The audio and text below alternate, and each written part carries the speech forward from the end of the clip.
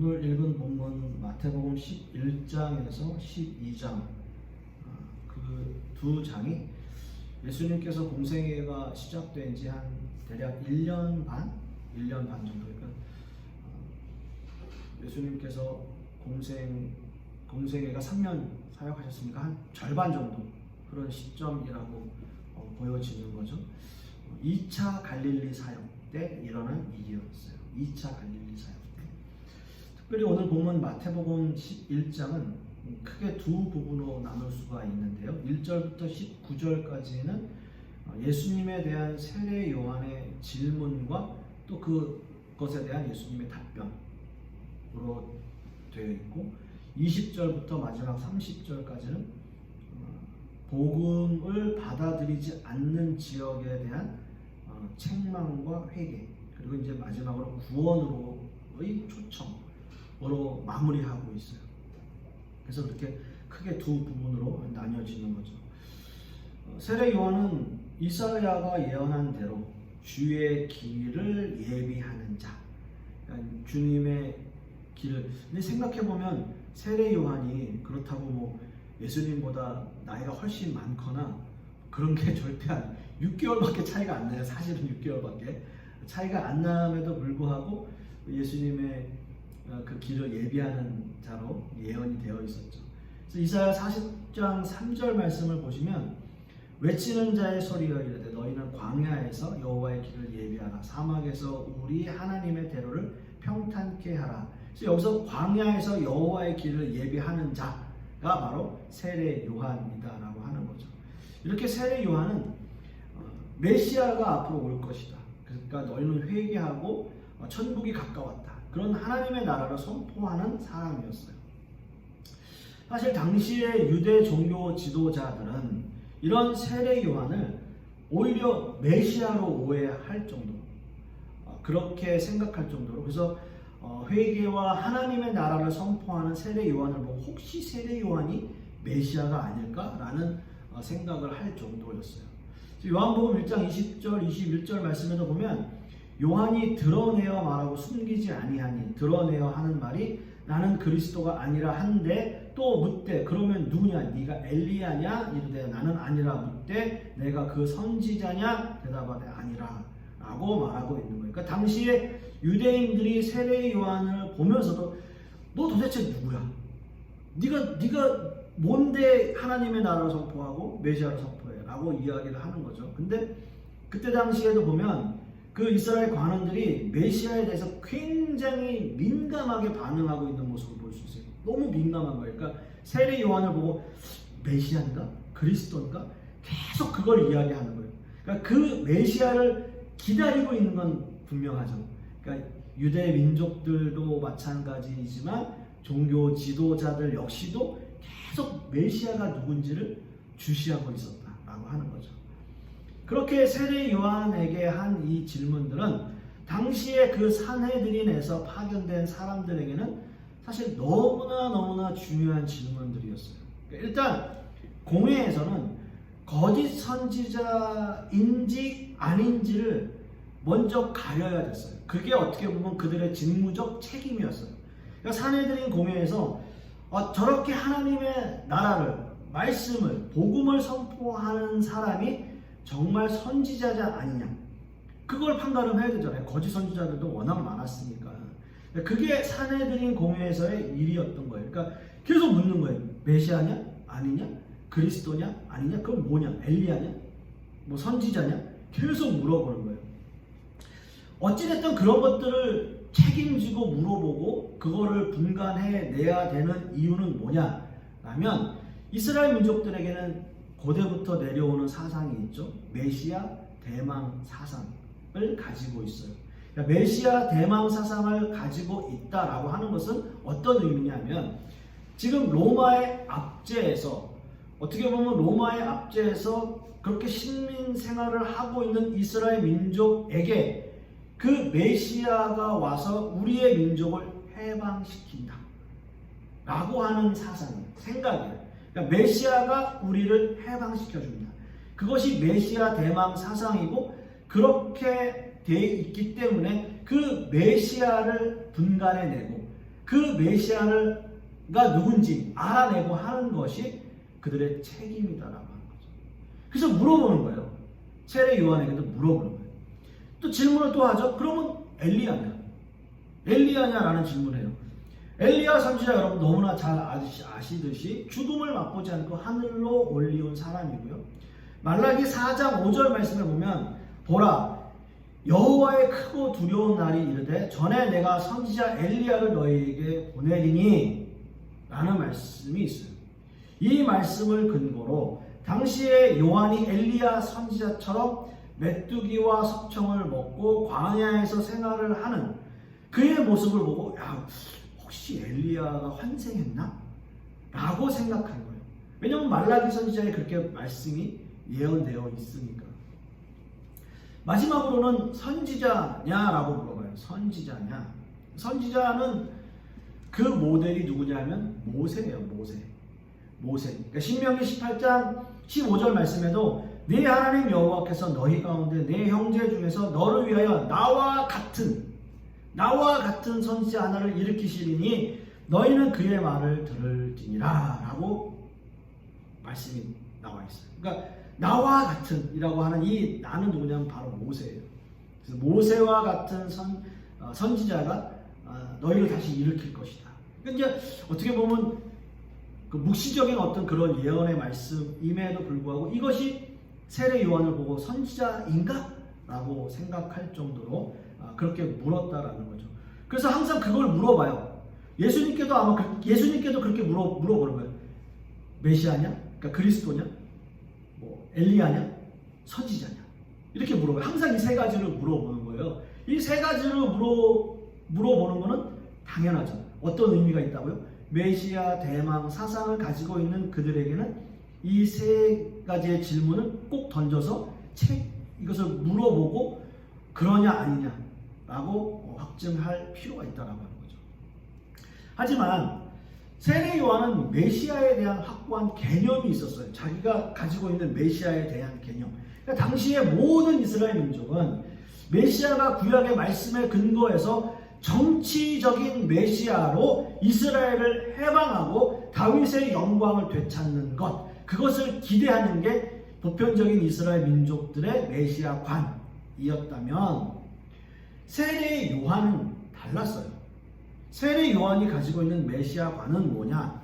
요한복음 1장 29절 말씀에 보면 이튿날 요한이 예수께서 자기에게 나아오심을 보고 이르되 보라 세상 죄를 지고 가는 하나님의 어린 양이로다 라는 이야기를 해요.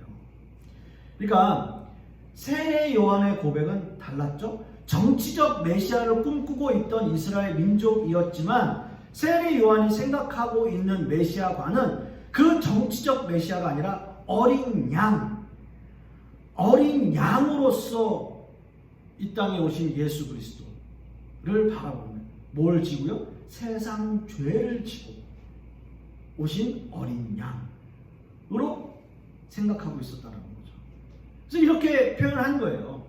네, 예수 그리스도의 희생적인 사역을 분명히 알고 있고 밝히고 있는 거예요.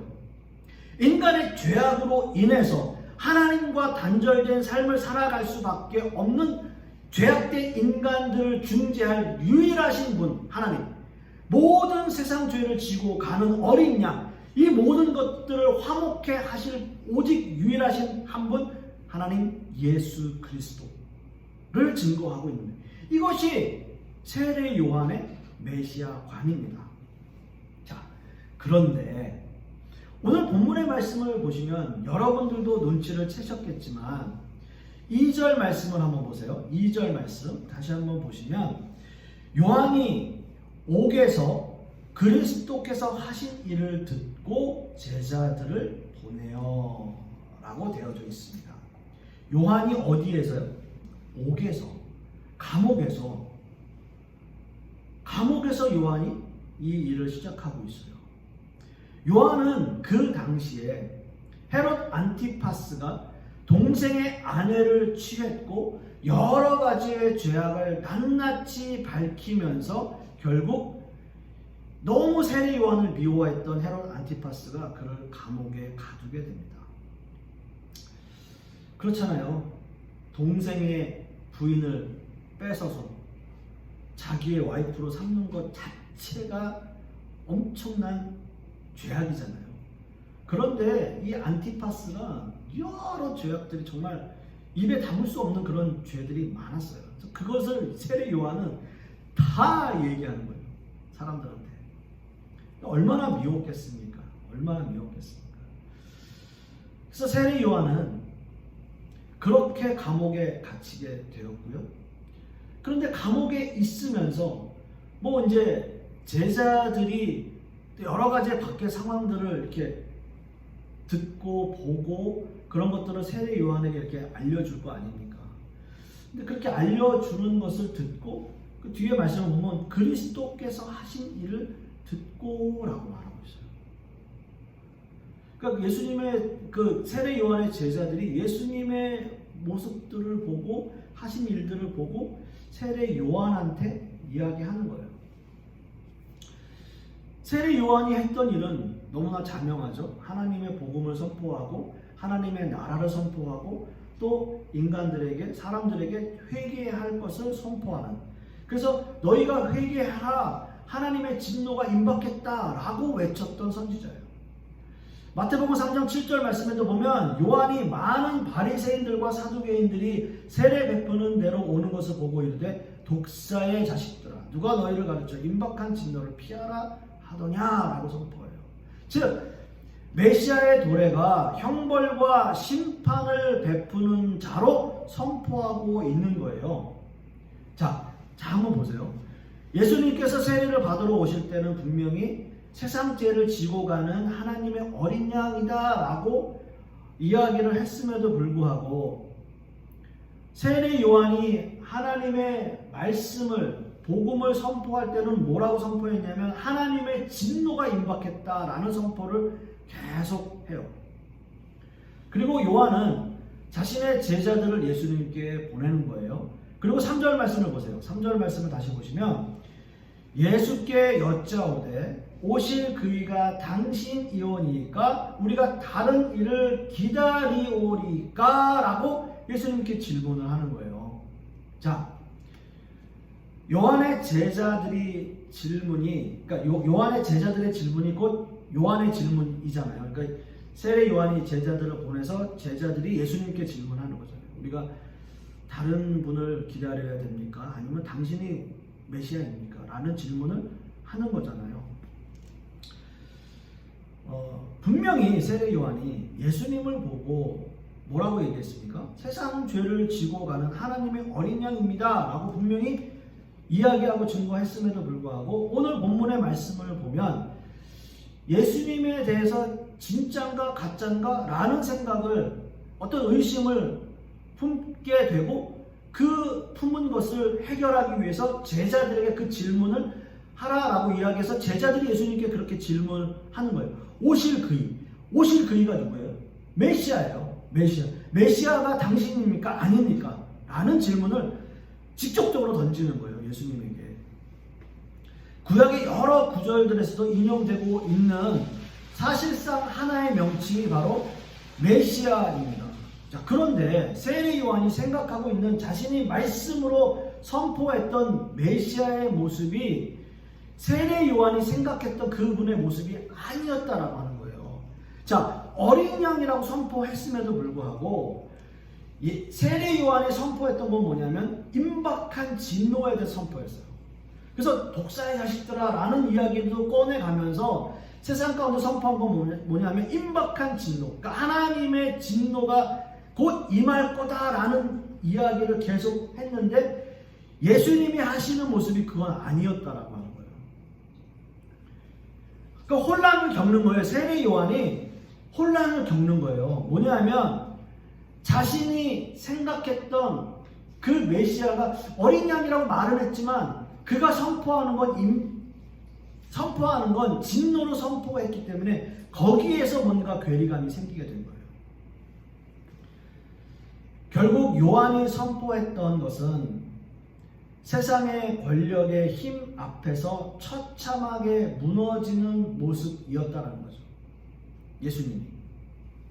만약 예수님이 진짜 메시아였다면 지금 세례 요한이 겪고 있는 그 어려운 상황들, 헤롯 안티파스에게 잡혀서 감옥에 갇혀 있고 이제 조금만 있으면 내가 죽을 것 같은데, 만약에 메시아이시라면, 하나님이시라면 나를 좀 꺼내주셔야 되는 거 아닌가? 내 현실적인 어려움을 해결해 주셔야 되는 거 아닌가? 그래야 내가 나가서 복음을 선포하고 하나님의 진노를 선포하고 그래야 저 사람들이 회개하고 돌아서는 거 아닌가? 라는 게 세례 요한의 생각이에요. 근데 예수님은 그렇게 안 하시는 거예요. 그렇게 안 하시는 거예요. 그러니까 이상한 거예요. 메시아인가? 메시아가 아닌가? 자, 여러분, 세례 요한의 이 질문이 결코 그 당시에 세례 요한만 가지고 있는 질문은 아니죠. 지금 우리가 이 세상을 살아가고 있고 이 현실의 삶 속에서 누구나 당하는 일들이에요. 신자라면, 세상을 살아가면서 신자라면 뭔가 우리가 좀 더 세상 가운데서 잘 되고 하나님의 축복을 받고 뭔가 하는 일마다 성공하고 해야 되는데 그렇지 못하다는 거예요. 현실적인 어려움은 우리에게 똑같이 있어요. 교회를 다니든지 다니지 않든지 여러 가지의 현실적인 문제들, 어려움들, 신앙의 딜레마들이 누구나 있다고요. 그래서 때로는 그렇죠. 뭐 이렇게 살 바에는 차라리 내가 그냥 신앙생활을 좀 잠시 접어두는 게 낫지 않을까. 그래서 자발적 방학을 많이 하잖아요. 가난한 신자들. 근데 그게 요즘 더 심해지는 것 같아요. 더 심해지고 많은 사람들이 교회에 대해서 또는 신앙에 대해서 회의를 느끼는 그런 일들이 너무나 많아요. 그런 얘기를 또 많이 들어요. 저 역시도.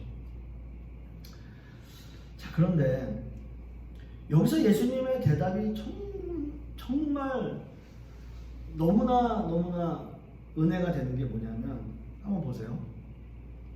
예수님의 대답이 참 간단 명료합니다.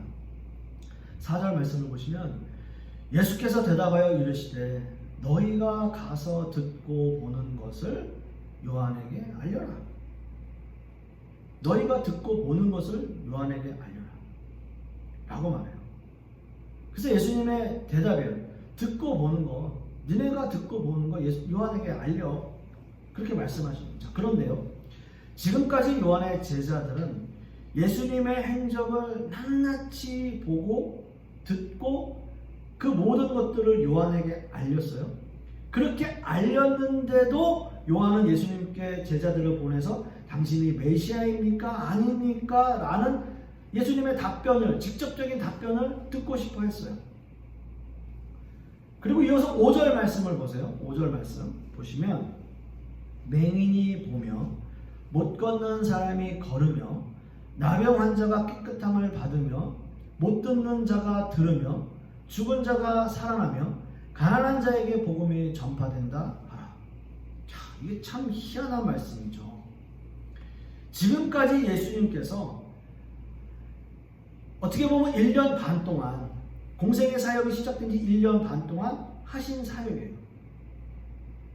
그것을 이야기하고 있어요. 요한이 듣고 싶은 대답은 뭐예요? 메시아입니까? 아닙니까? 라는 질문에 내가 메시아다, 아니다, 아니면은 야, 내가 메시아니까 너 조금만 기다려, 내가 너 꺼내줄게. 그러면 우리 로마에서 다 이제 해방되고 우리 이스라엘 다시 살아날 거야. 뭐 이런 대답일 수도 있고요.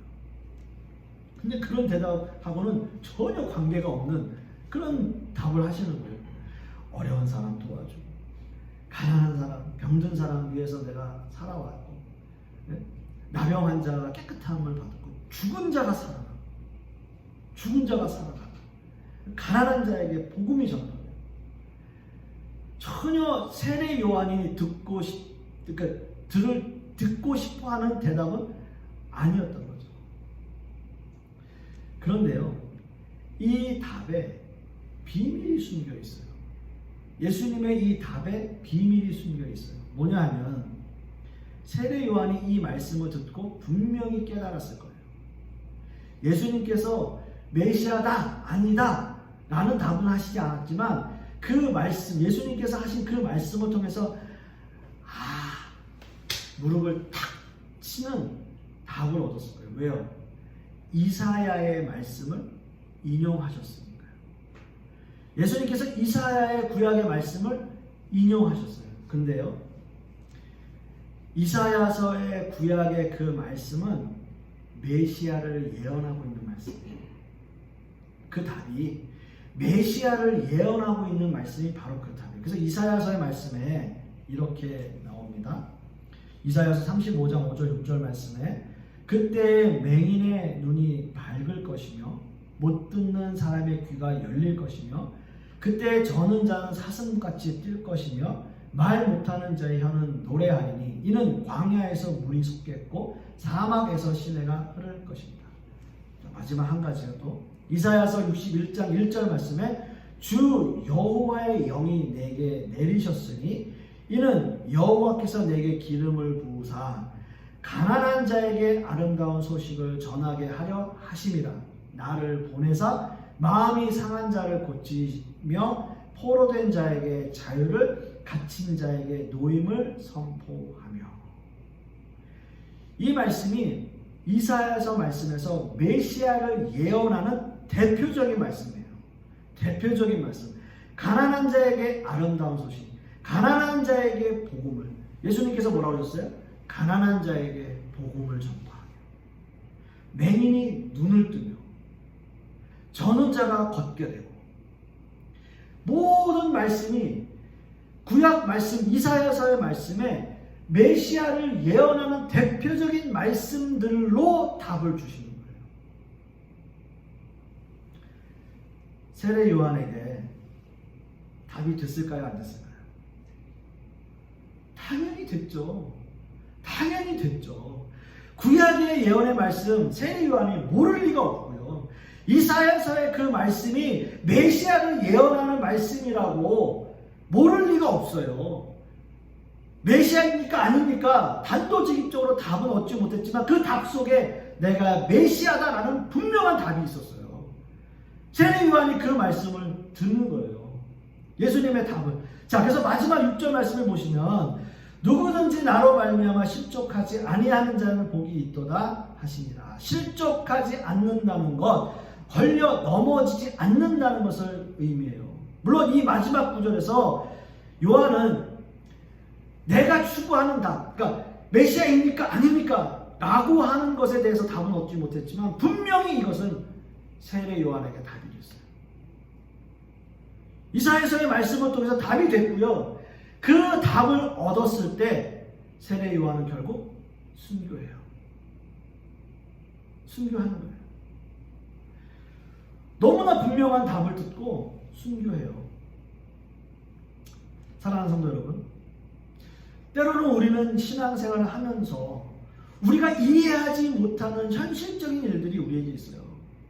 신앙의 딜레마들이 있고요. 신앙적인 마음으로도 해결되지 않는 문제들이 우리에게도 많이 있어요. 그건 교회를 오래 다녔든지 교회에서 어떤 직분을 갖고 있든지 그런 거랑 전혀 상관없이 그 사람의 직분에 그 사람의 신앙의 분량에 맞게 여러 어려움들이 일들이 다 있다고요. 그런 현실적인 어려움들이 있을 때 마음의 갈등이 생기고 우리가 힘들어할 수밖에 없어요. 그래서 우리는 어떻게 이런 현실적인 어려움들을 극복할 수 있을까요? 예수님이 세례 요한에게 무슨 말씀을 하셨습니까? 내가 하는 일을 보고 메시아인 줄 믿으라고 말씀하셨잖아요. 내가 하는 일, 예수님께서 이 땅에서 하신 일, 맹인이 보고 못 걷는 사람이 걷고 나병 환자가 깨끗하게 되고 못 듣는 자가 듣고 죽은 자가 살아나고 가난한 자에게 복음이 전파되는 것, 이것이 바로 메시아가 하는 일이고 메시아인 줄 알라라는 거잖아요. 이게 뭔가요? 메시아께서 이 땅에서 하신 일. 어려운 사람들, 뭔가 이 세상에서 외면당하고 소외당하는 사람들에게 희망과 소망을 주는 분, 그분이 바로 메시아라는 거예요. 예수님은 이렇게 신자이면서도 현실의 어려움을 겪고 있는 사람들을 위해서 이 땅에 오셨습니다. 예수님 역시 십자가를 지시고 우리 모두를 위해서 희생하신 어린 양이 되셨어요. 신앙생활하면서 현실적으로 다가오는 여러 어려움으로 인해서 우리는 많은 고난과 역경을 당하고 만나게 됩니다. 그리고 세례 요한의 질문처럼 우리도 질문해요. 주님이 맞습니까?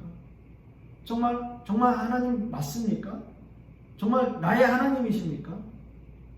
우리가 늘 질문하잖아요. 왜요? 내 현실적인 문제들이 해결되지 않으니까. 예수님의 답은 똑같아요. 내가 너를 위해서 십자가에 달려. 내가 너를 위해서 피 흘렸고. 내가 너를 위해서 희생했고. 내가 어린 양으로 이 땅에 오지 않느냐. 그게 답이에요. 현실적인 어려움들은 해결되지 않을 수 있지만 그러한 일들로 인해서 우리가 더욱더 하나님께 나아가고 하나님이 어떤 분이신지 우리가 알고 메시아가 누구이신지 알게 된다면 우리 신앙의 목적은 실족하지 않고 주님을 따르는 것일 거예요. 그게 시련을 극복하는 길이에요. 그것이 현실적인 어려움들을 해결하는 방법이 될 것입니다. 우리의 십자가를 지고 주님을 묵묵히 따라가는 저와 여러분들이 되실 수 있기를 소망하겠습니다. 기도하겠습니다. 아버지 하나님, 오늘 세례 요한의 질문과 답을 통해서 또 예수님께서 그 모든 것들에 대한 답을 주시는 그 모습을 통해서 우리가 이 세상 살아가면서 여러 가지의 어려움들과 신앙의 딜레마들이 있지만 그 모든 것들을 어떻게 극복하고 해결해 나가야 하는지 다시 한번 생각하게 되는 시간입니다. 하나님, 우리를 위해서 피 흘리시고 우리를 위해서 십자가를 지신 그 예수 그리스도를 바라보고 나아간다면 우리의 문제들이 해결되지 않는다 하더라도 주님을 더욱더 의지하고 주님을 믿고 나아가는 우리 신앙인들의 모습 되게 하여 주시옵소서.